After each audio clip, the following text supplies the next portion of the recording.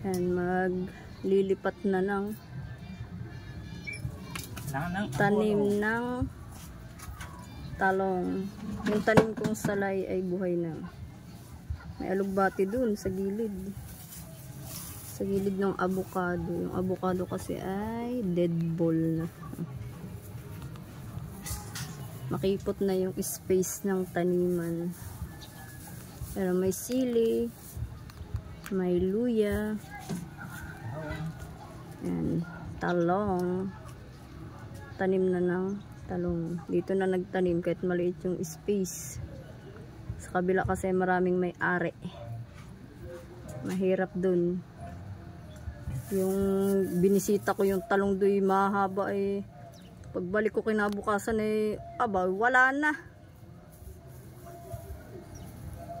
Deadball na yung, aba, baka naman masunog yung ano. Masyadong madikit sa punla. Nakasapin naman. May lupa pa. Tapos tatlong ano, sili. Siling lara, panigang.